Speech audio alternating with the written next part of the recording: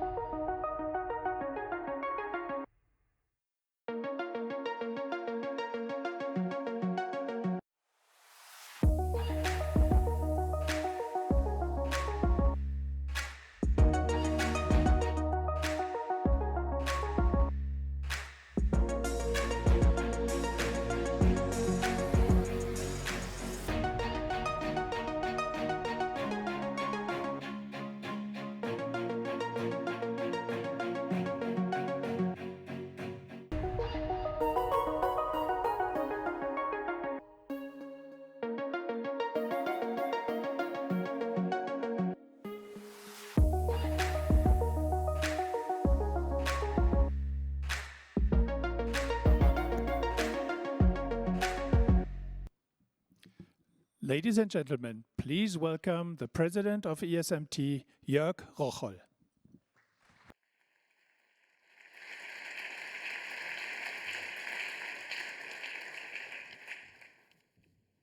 Excellencies, distinguished guests, ladies and gentlemen, it's a great delight and honor to welcome you here at ESMT to the second Berlin Global Dialogue. It's a great privilege to welcome you here from various parts of the world with long travel distances. It's a great delight to have you with us. As the title says, it has three components: Berlin Global Dialogue. Berlin is a place which probably exemplifies more than many other places in the world the disruption, the transformation we're experiencing, but also the way we can deal and we can work and we can succeed with the disruption and the transformation. This is particularly true for the building in which we are, which you may know used to be the headquarters of socialism on German soil. So this is where the East German government resided, and now it's home to a private business school with students from almost 100 different countries around the world. It is what used to be the headquarters of socialism, now a privately run, privately organized business school that really drives from the principles of the social market economy. You could also say it's one of the nicest ironies of German history that we observe here. Global. Global is, as you can see from just the composition of our students, of our executives, our staff, professors, this is really what ESMT stands for. We really are delighted and privileged to have such a broad international diversity of everyone, all the stakeholders involved with ESMT. And today, we are not only here among those students from ESMT, but rather we are also joined by those students coming from the Global Network for Advanced Management, also called GNAM. The GNAM network comprises 32 of the best business schools around the world, and we have here the privilege to welcome 38 students from the network. And maybe for those really having traveled these long distances, may I ask the students who are already here to stand up so that we can give a special applause to you and also expect your contribution to the program. Where are you? Great.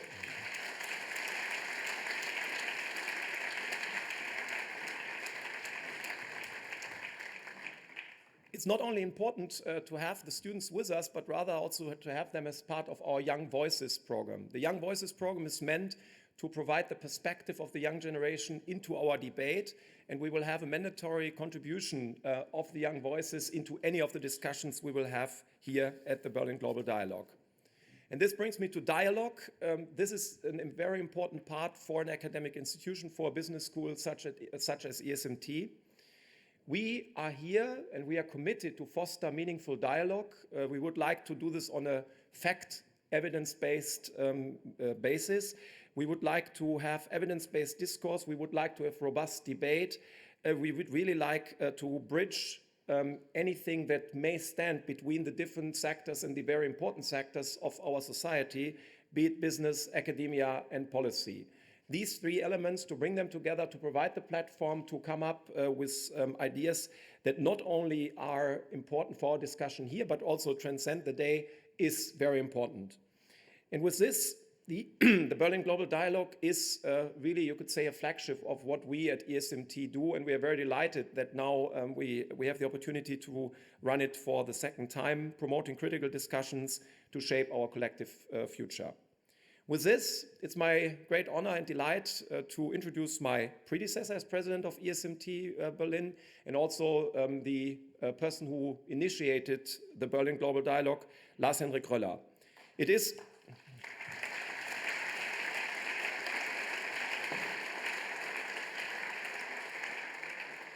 I'd like to thank Hendrik and the whole team, the Berlin Global Dialogue team, for actually setting up this fantastic conference. I look very much forward to the discussions we will have over the next couple of days. And with this, Hendrik, the floor is yours. Thank you.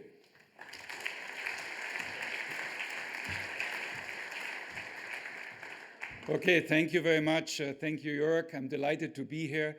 I think we had a good opening yesterday. I'm losing my voice a little bit, which is really horrible for something like what is coming up in 2 days, but I think I will be able to muster it. I want to welcome Excellencies, distinguished guests. Very happy to see some good friends in the audience. Of course, the students, which is something which is very important for us, as Jörg was saying. Ladies and gentlemen, I want to welcome you to Berlin Global Dialogue, what we call 2.0. It's only the second time we're doing this. And it's been quite a ride. The idea is to unite global leaders and decision makers. So we have focused on CEOs, companies, and politicians. And I think this has been something which was very dear to my heart when I was in government for 10 years, to manage that intersection between these two, even though the world is changing, as you know, pretty remarkably. There are fundamental geopolitical, economic, and societal changes. And if I may sort of go a little bit off script here, I think also that events only happening very recently, even just yesterday, I'm sure is something which will be discussed in many of these rounds, and it is certainly getting a very difficult and complicated situation. I think we did the right thing, Jörg, by founding this about a year ago, and I think these three themes, Berlin, which we celebrated last night, many of you were there. The global aspect is very important for me. I always believed in, problems are global problems. Think about the climate crisis. I think that's very important. I think we have a forum here with about 1,000 people where we have a good representation globally. I think we can become better over time, but I think this is really something which I feel very strongly about, that we talk at eye level globally. I know the problems are difficult, but if we don't talk, I don't think we're going to solve any of these problems. And the dialogue aspect of it. We don't have speeches, even though I'm just proving the opposite here. We like to have dialogue. So also when we have the breakout sessions, please interact and have your voices heard. So last year's edition was actually a great success, and it shows that this dialogue between business and governments are very important. My team worked very hard for endless months now to put this together, and I think we're very happy to have you here. As I said, 100 participants, 82 countries, 2.5 days, I think is going to be a very important part, and we're looking forward to it. Building common ground, let me just say, as you know, is something, it's not finding common ground, but it's building common ground is our motto. So the idea is we need to work at that, or somebody has to work at that. The people in the room have to work at this, and others out there. There's a whole society out there, by the way. A lot of media also present here. So building common ground is sort of a philosophy of certainly, I think when I was in government, that we need to actually not concentrate on the things which we cannot agree on.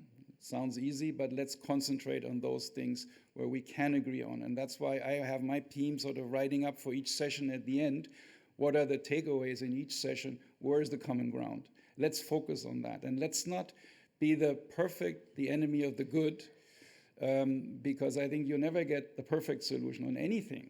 So let's get what you can get. And politically, that's very difficult because people are locked into their positions and they have political constraints.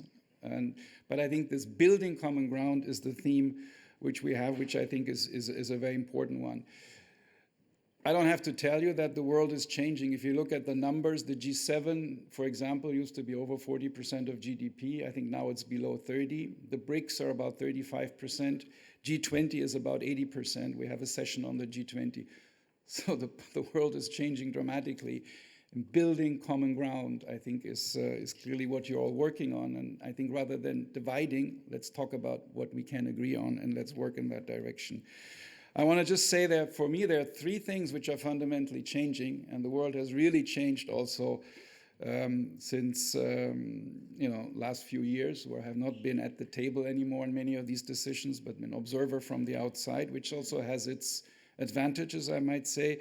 I think the first one are the geopolitical conflicts, which are with the Ukraine war, with what's happening in the Middle East and Lebanon, and there are many others, by the way. If you go around the world, I had a conversation last night with somebody who says, well, what if that goes bad, that goes bad, that goes bad?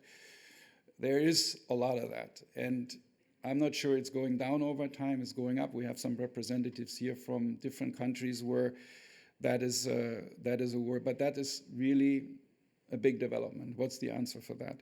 The second one is technology. And I think there, again, we'll have sessions on technology and AI. And there's a lot of potential for good, obviously, in that. It'll be a debate I'm sure we'll be having. And it's also a way to redefine our whole societies in many ways, and also the economic level, the economic playing field. I think these technological developments are key, and we have some people here who are extremely knowledgeable on that. And I think the third one is, of course, the big issue of climate, which is really quite dramatic. If you think about the equity and fairness issues of climate change, this is our theme about fairness in the world. I think that is a big issue. So for me, these three things are sort of important issues, and they'll all be discussed at the Berlin Global Dialogue. So globalization, I think, is not disappearing. I'll be interested in the views, but I think it's changing. There's a transformation of it. And where's the landing zone? Let's build common ground. Let's not throw out the baby with the bathwater, is my view. Geopolitics, foreign policy, and economics are getting much more intertwined. And what's the role of business and all of that, we'll hear in a second. I'm very interested in the next session on that. Let me just put my 2 cents worth into all of that. So this is, I think, we agree with the scenario. We don't normally agree with the solutions. Is what I call the independence trap. Okay, and I think what should not happen is that we turn inwards and we get this nationalism and this move into the opposite direction too far. I think a little bit of national security and not being stupid about dependencies or being smart about dependencies is important. And I think Europe has to get this calibration right, if I may say so. But let's not fall into this trap of becoming too independent and to basically this will end up in a situation where I think you'll have higher prices, lower quality of life, less growth, and a more hostile environment if that happens.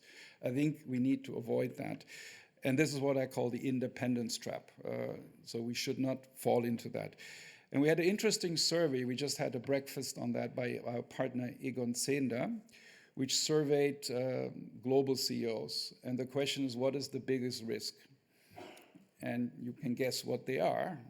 Climate, but the number one risk, and this is not a German survey, this is a global survey, was the concern about rising populism and nationalism. That was the number one point. And I think, this is a challenge, I think, for all of us, in particular in those countries where this is happening, which includes my country, where recent elections have also shown us a way. We can either now go all the way in the bad direction, or we can actually move in a good direction. I think we are in a very fundamental stage with that one. So what can we do? Last points about avoiding this independence trap, if I call it that way. And I think a lot of it is building common ground. But I think the first one is thinking about how we cooperate. I mean, you always say we need to cooperate, and then there are incentives, and everybody has their culture and history, which is extremely important in all of that, I think. It's not just economics, it's intertwined with culture and history. But we need to cooperate. And I think, take the climate issue. My view on the climate issue, don't get me wrong, I don't really believe in leader-follower models. Nobody's going to dominate any technology forever. Some will do more temporarily. So there's no leader and follower. I think we need to build reciprocity. So we need to work together and move all at the same time. I don't think in the public good, there's even academic research in psychology and behavioral economics on that. If you put people into a situation where there's a public good and one guy leads, the other guy will do nothing. Because we all benefit from action. So the reciprocity, this is what, of course, the Paris Agreement could be doing more of. That's a good step in the right direction. So I move, but I only move if you're willing to move. So I think not a leader-follower cooperation, but thinking more about reciprocal relationships. I think that is something which I think is important one, something to think about. The second issue, I think, global governance. We should not have the fact that the world is fragmenting to some extent into a multipolar world, to have the multilateral institutions fragmenting either. I know this is difficult. There are new institutions emerging, reform of the World Bank and others, I think are very important. The two fundamental issues of the global governments is financing it. Larry Fink is involved at the World Bank, I think, and Mr. Bäte as well. And the other one is fair representation, which is, of course, an old issue we've been having in the IMF and World Bank forever. But that means really that some countries are going to have to give up something, which is not something in politics which works very well. So you need reciprocity. We give you something, you give us something. But I think reform of the global governance is important. And the final point is, given priorities, given culture, given history, we need to build common ground, and we need to dialogue. And this is maybe what we can do a little bit at this conference. I think it'll go on after that. We're not going to solve the problems here, but maybe we can get a mindset or a discussion going that decision makers who go away from here will have learned something. And I think this is very important, that we take also concern of other cultures and histories and learn more about each other. I think this is also very important, not only at the elite, but also at the level down. So I think cooperation, how? Reciprocity. Governance, difficult, but we need to do it. We need the WTO. I think we should not abandon it. It's a big debate. And we need to have this common ground and dialogue, which Jörg and I are trying to contribute here with the ESMT. So those are my thoughts on where we're going. Last year was about pretty much fragmentation. This year we want to turn it around into a positive story and say, let's build common ground. Let's see how we can actually move forward and solve. Not that the world has become any easier than 1 year ago, if you look at these things. And I think that we should avoid these independence traps. I think we need independence, but we're still together in the same boat, and we should not go too far in that direction. And nationalism, I think that would be a disaster. And I think there's no better place to discuss these kinds of issues than the BGD, the Global Forum on Decision Makers. So let me welcome you again. Let's make those 2.5 days a success. The weather is turning bad, but we are inside, so this is okay. There won't be anything happening here, and I wish you much success. I'm very much looking forward now to the next session, exactly on the issue of the role of business in the geopolitical world. I'm very happy to welcome you again. Thank you. Enjoy the dialogue. And I want to now, after you give me maybe a hand of applause, I will now, thank you.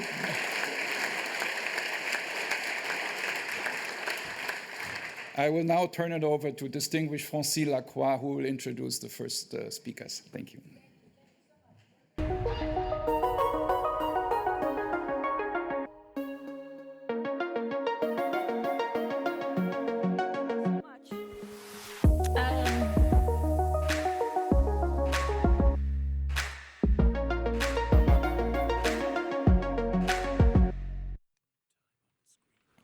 you so much. Thank you, everyone. The global business landscape is certainly rapidly changing. I mean, that's probably the understatement of the year. As open markets and trade faces challenges, supply chains are definitely shifting, and the international multilateral system is probably being challenged. So over the next 30 minutes, we'll try and explore some of the implications of this globalized but very fragmented world, what it means for business. And this comes again as global supply chains are probably realigning through geopolitical neutral economies to maybe build resilience. So it's my great pleasure to have here with me on stage Oliver Bäte, Chief Executive Officer and Chairman of the Board of Management, Allianz, and Larry Fink, Chairman and Chief Executive of BlackRock. Gentlemen, thank you. Now, our governments, are governments now prioritizing national security objectives over economic efficiencies, Larry? Are they? Are they? Look, I think everything's evolving. Obviously, national security is becoming a more prominent conversation, especially as the whole concept of nationalism and populism. I think people are focusing on that.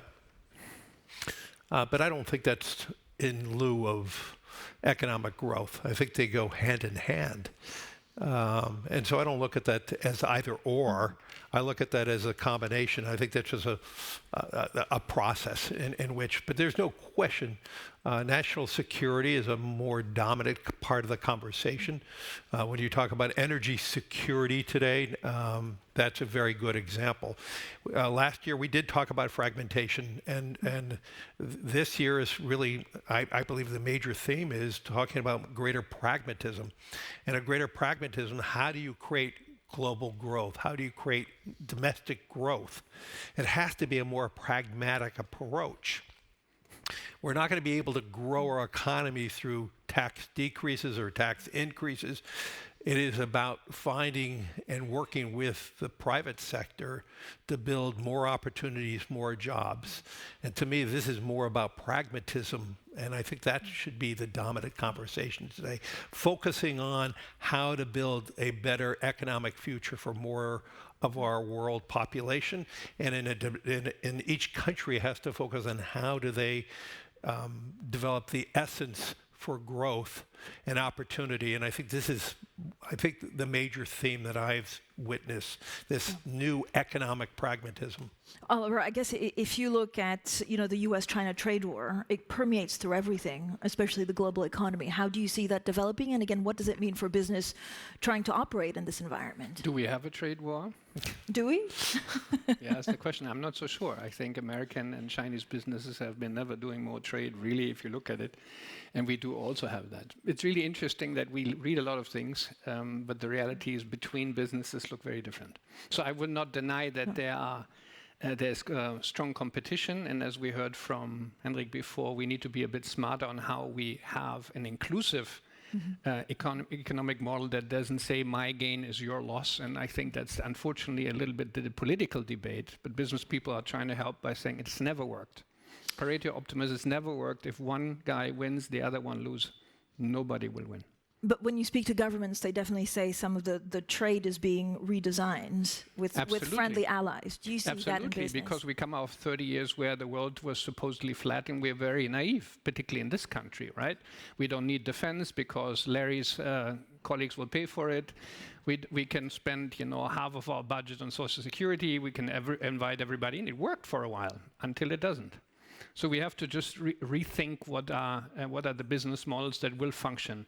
When you have in Europe, just take the EU 27, you have about 8% of the world's population, 16%, about 15-16% of GDP, but 50% of global security spending. Social security spending, unfortunately, not security spending. Do you think that's sustainable? No, it isn't. And we've known that for a long time, and now we have a little bit of a simultaneous shock out of 4 or 5 different directions that need to force us to rethink of some of these fundamentals. But it's required, and people are getting back to it.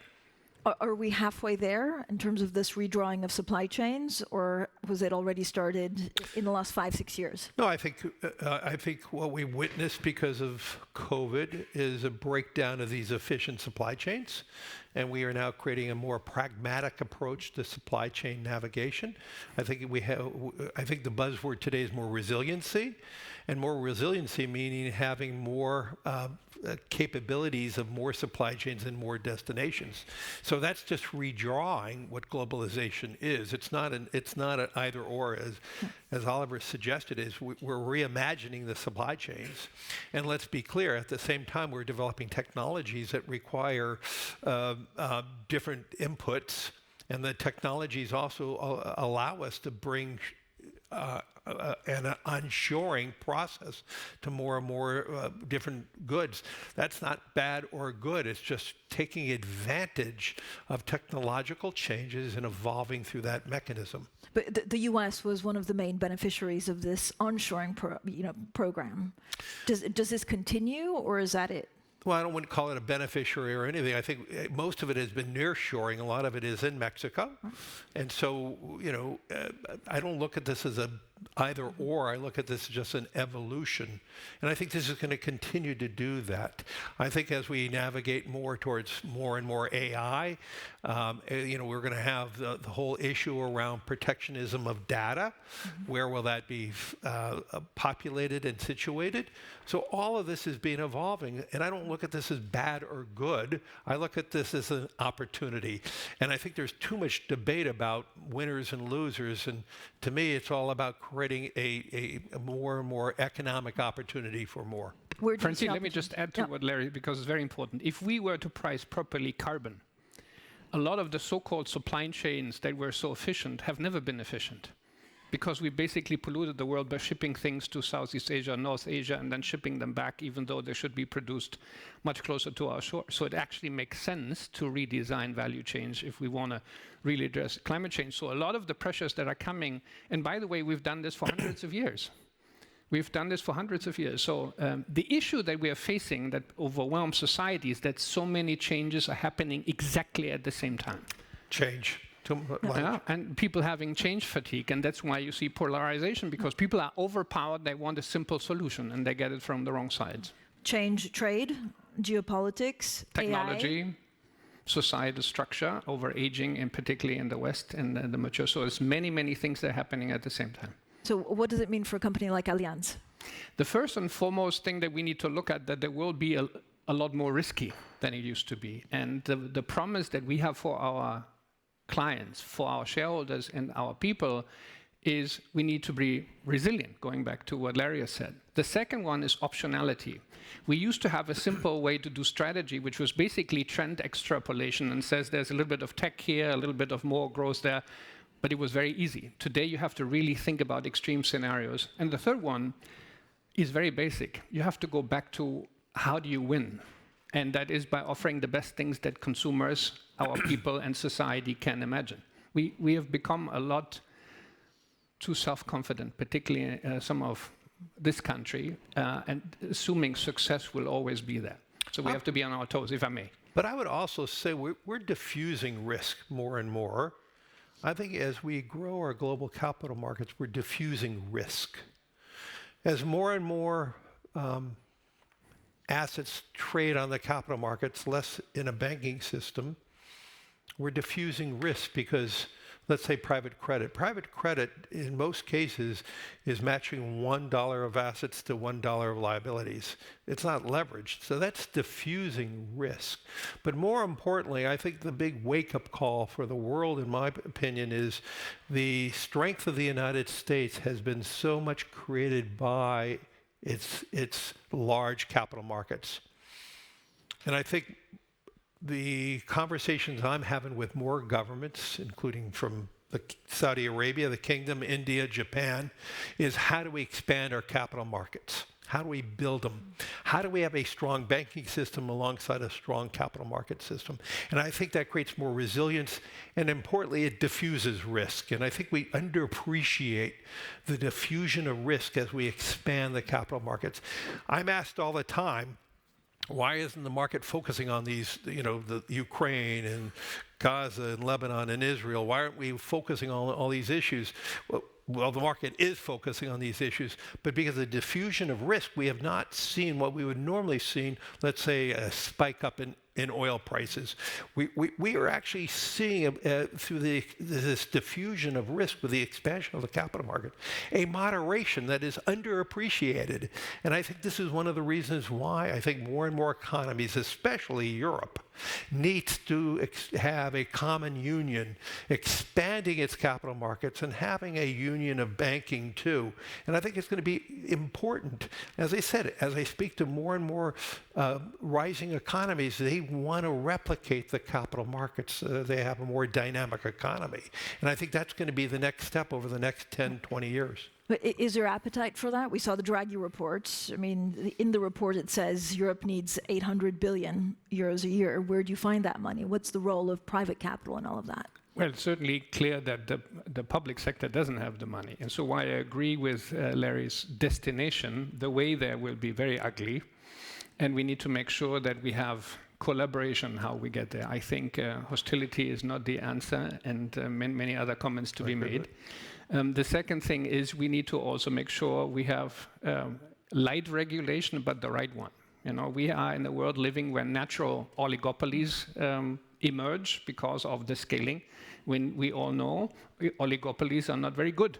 So we're fighting always around how that is. And the third one, and we heard it from Mr. Röller, we need to bring in the future where the growth is. We need to bring in India. We need to bring in Southeast Asia. We need to have China at the table. It cannot all be led by Europe or the United States. It doesn't work, sorry. I agree with that. There's a little thing, Larry, called the U.S. elections coming up. Does the world... Really? Is there? Yeah. I think most of us have heard about it.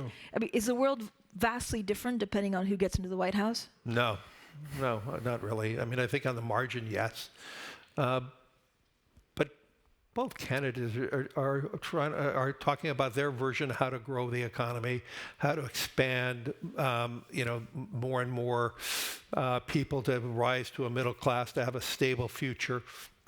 How that's executed may be a little bit different, but no. I mean, we see repeatedly every year, every 4 years when we have an election, everyone says it's going to have a dramatic change in the market. And over time, it doesn't. I know it's great for media to talk about it.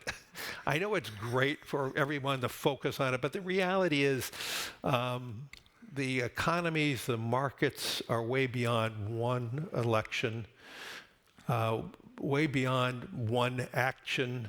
I think we are able to respond and cope and build. And I think our job is to be responding to whoever is in office and work with that administration to build a better future.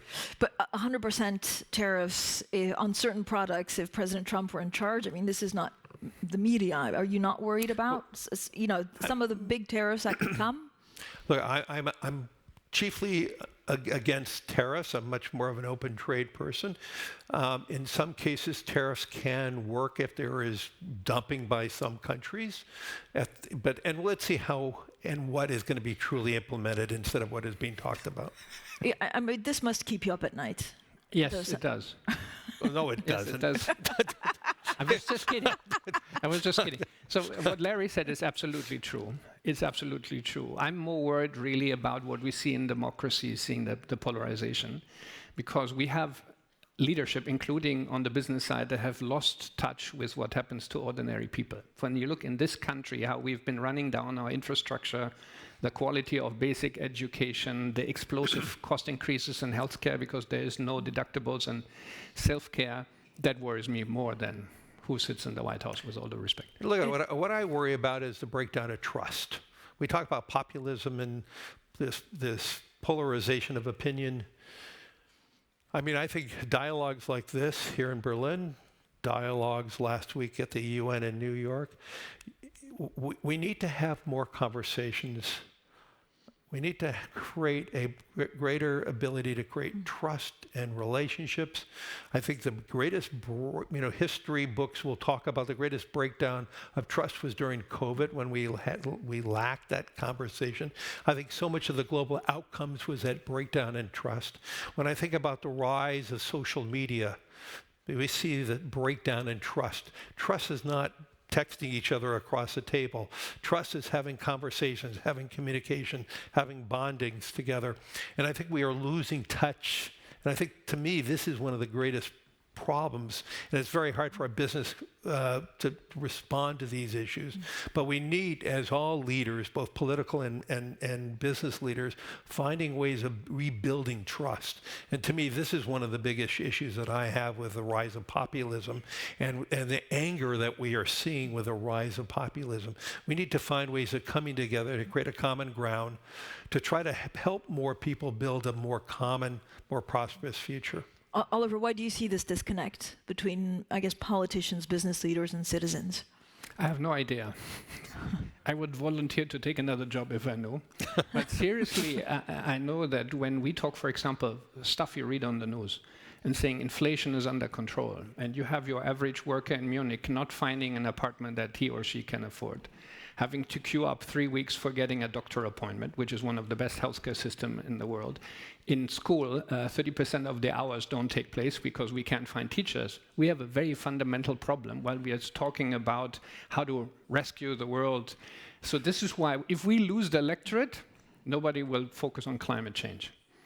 Yeah, so the answer is really look at basic goods and make sure they function for the average person. It sounds very strange. I'm not a social democrat, but I'm really worried about the cohesion in society because we always talk. The second one, we have a leadership class, including the business side, that always talks about the great things they've done yesterday, right? Regardless of whether they actually matter to the average person. I was just in parts of former East Germany where we had election for the far right, and a part of my family says, Oliver, what I see on TV is exactly like we had it in the DDR. They always talk about the great things they've done yesterday, but I actually go to the shop and nothing works. So we really need to rebuild the connection between that. And Berlin is beautiful, but it's also a bit apart from where many normal people are. So what's the role of business in all of this? In terms of capital deployment, in terms of, I mean, do you take a holistic view, Larry, of where you want money to go because of this disconnect? Well, first of all the money that we manage, none of it's ours. Okay, so let's start there. We don't have a balance sheet. 100% of the money that we have is on behalf of savers worldwide. And so our job is to be listening to our clients, how they want to deploy their capital. Our job is to be a fiduciary for each and every client. And we have clients here in Europe who 100% want us to invest in more decarbonizing technology. We have other clients who want to invest in more hydrocarbons. And our job is to be responsive to their wishes because it's their money. And so our job is to be working with them. Our job is to inform them on where we think the best opportunities are. But the ultimate decision still rests on our clients. And that's something that is misunderstood. And that's a very big change than when versus a balance sheet of a bank or a balance sheet of the general account of an insurance company.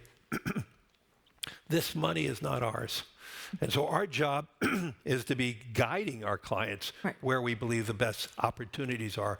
But the final decision of all $10+ trillion that we are responsible for is to be working on behalf.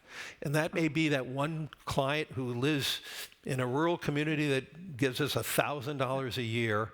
Our job is to be responding to them or working with a sovereign wealth fund who is looking for us to work with them. But where do you see the opportunities? Infrastructure? AI? Everywhere. Everywhere. I mean, I would say there's more opportunity today than ever. And you mentioned too, Oliver. Yeah, I totally agree. Whether that's in AI, but again, that's also a mentality point. And the first here in Germany, we talk about, we need to regulate it because it could be dangerous. In America, we'll talk about how do I innovate and create opportunity. So it's a mentality shift we really need. And the second one is there is more opportunity. I totally agree with Larry. If I was 30 years younger, I would go out and create my own company because what you can do with large languages now in insurance, you have nothing seen before because we can process unstructured data in a way that we've never done. So it's really cause for optimism, and it's something that we should also resonate. I just want to hit for that. It shouldn't come across as we're criticizing, by the way, politics. The business elite is part of the problem. Yeah? So we really need to look forward. And I want to go back to optionality. Some car companies in this country decided we want to go electric only. That was not very clever, as we learn now, because consumers don't want to be bossed around by politicians. They don't want to be bossed around by CEOs saying you're only driving electric cars. Or pay for it. Or whatever that is. So we need to really listen to the people and say, what do you want? What do you want to pay for? What do you need? And get back to what we were really good at, inventing things. But what does that look like? Managing by consensus, then you're no longer leading. No, I think we are leading. I mean, I think that our job is to be anticipating our clients' wishes and wants. I mean, if you don't anticipate your clients' wants and wishes, you're going to be behind them, and you're going to be falling. I mean, today is our 25th anniversary as being a public firm. So, and today we're closing our GIP transaction. And you know, our stock price is up over 10,000%. We outperformed the S&P by 20 times. And we did it by trying to anticipate our clients. And I actually believe for the next 20 years, there's even more opportunity than the first 25 years of our being a public firm. So as Oliver said, there is enormous opportunity, but that opportunity can only be attained if you're working with your clients, you're anticipating their needs, and you're focusing on the future, not the past, but helping them navigate this 20, 30, 40-year journey of retirement. It's not about the ups and downs in markets. It's not whether the Fed's going to tighten or ease or what's going to happen. It's about what is the best opportunity for them to invest safely and soundly so that they could have retirement with decency, dignity, and hope. I'm intrigued by your business pitch. So if you were 30 years younger, you said you'd start a company. What insurance and what would that look like? Then we'll see if Larry invests in it. Very much like Allianz looks like today. A bit more digital at its heart, and it's coming. But I was more on a serious note. When you think about some of the core risk we have in this world, like how you really think about cyber insurance and how would it really work, it doesn't work like we've done it the last 200 years. There are many better ways to do it. And so there's a lot of innovation coming that would be very good for people. And I'll give you, we are growing really, really strongly, 3 or 4 times GDP. We're not doing as well as Larry has, but by the way, congratulations for another reason. Because he did a very courageous decision to buy BGI, and the stock went down for 2 years, and he was right because he was an entrepreneur and had to get. Very hard to do that, very hard to do so. That's actually even more remarkable, I think. Anyway, so deserves another round of applause. No, but I actually believe the cycle for insurance is a pretty good cycle, and I think where Allianz is today, it's probably a safe bet to say that this is going to be a long-term opportunity for the next 20, 30 years. So you deal in risk. Where's risk, applause, where's risk being mispriced when you look at the markets? Is it our dealings with China? Risk is always worldwide? at the risk of being mispriced. So markets are never perfect, at least for certain periods of time. And there are risks, and I don't want to get into a gloomy perspective. My personal point of view, for example, is always there where you don't look. So for example, when you look at spreads now for government debt, it's, in my opinion, not properly pricing the fundamental issue we have with public debt, not just in Europe, but in other countries. The market is not really looking at that. It has assumptions like, if one country into the south of Europe can pay, Germany will bail them out. I wish we could. So I'm really worried about tail risk in some of the bond markets in terms of how they're pricing, which, by the way, every risk is an opportunity. So we as investors think that's an opportunity if you properly price the risk. There's other so-called illiquid assets that hang out in lots of balance sheets that are not priced to market that we will see a little bit of a reckoning. On the other hand, there's a lot of mispriced stuff. For example, people have been selling real estate for 2 years now. For the smart people, it's time to buy. So I don't think there is a point around it's very risky and not risky. We just need to be very, very careful. And the other one is we need to really watch not just for what credit ratings are, but where liquidity traps may be. So the risks in the system today are probably less on mispricing risk as it looks like, but what happens when liquidity evaporates out of the system. Right. Sorry, I don't want to lecture, but I agree with that. I think we agree. No? Yeah. What's the right way of dealing with China? Oops. I think I think we all have to reassess how we are dealing with China. I think because of China supporting Europeans' enemy in Russia, I mean, if I supported my client's enemy, I'd be fired. And look at it, China is one of the destinations for huge manufacturing. I had a good that was made in China this morning. I mean, there are so many things that are manufactured, and that's going to be fine. I mean, China does play a very large role in the global economy. At the same time, we have to reassess how are we dealing with countries or companies that are supporting our future. Ukraine is at our footsteps there, doorsteps there. And I'm surprised that there's not a larger questioning or demanding, you're supporting our enemy, and we're putting billions and billions of dollars at supporting the survival of Ukraine. And there should be a cost to that. And it's not a conversation that's being had here. And I truly believe we need to be thoughtful about how we work with every country. And I know it's hard to describe this and discuss this, but I think it's a valuable conversation to be had. And look, we have businesses in China. I'm sure everybody here has some businesses in China. We all have to reevaluate that, like we have to reevaluate a risk in liquidity traps and risk in everything. But that conversation is not being had enough here, that we have an existential problem here in Europe on our doorsteps. It's being supported, Russia's biggest supporter and fundamental supporter of the Russian economy is China. And that has to be at least discussed. And each country, each company has to reassess what that means. And I'm not here to make any judgments, but I don't believe there's been enough assessment. But it's a tough conversation.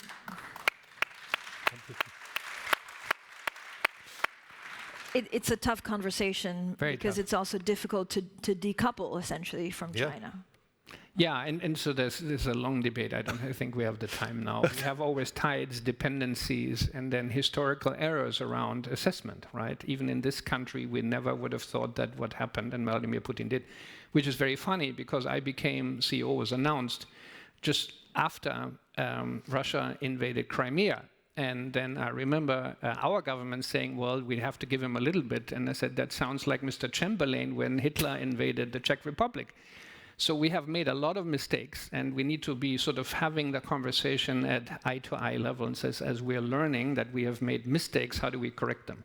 The problem is we're always trying to defend mistakes of the past because it's about honor and respect. We need to be very pragmatic, as we heard today, about how do we deal with the issues at hand.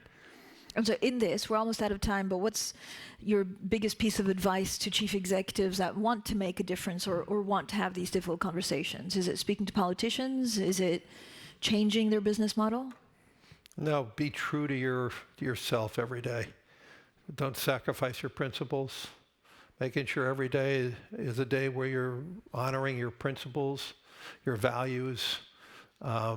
To me, that's the most fundamental thing. And and we need to make sure as a leader of each company that we are leading by example, so all the employees understand that you're leading by your principles, by your values every day. And if you do that, things will be fine. Don't worry about anything else. Oliver? What can I add? On a more serious note, expectations for companies have been rising, particularly in society. I was told when I went to university, it's only the shareholder return that matters, and then we created some additional things coming back. In this country, we've always had to worry about the balance in society with the workforce, and Allianz, for example, is one of the 25 most revered company on the world now in terms of workforce representation and respect. When I started as CEO, we had 17% of employee shareholders, now it's 75%, right? So you can do both. But the key thing is we need to have more impact on society on very basic things.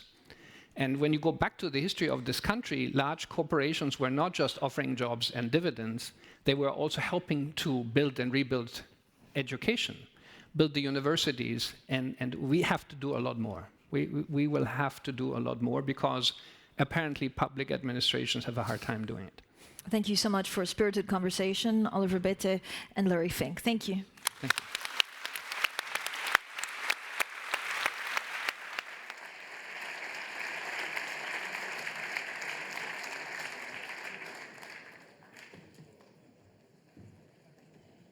So we now have a coffee break, about 30 minutes, and then we start with the sessions. Thank you.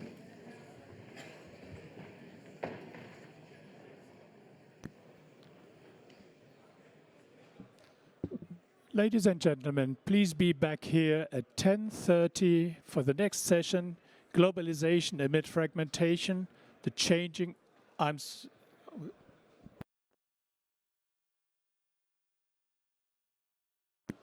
No, it's chartering the course, global strategies for the energy transition.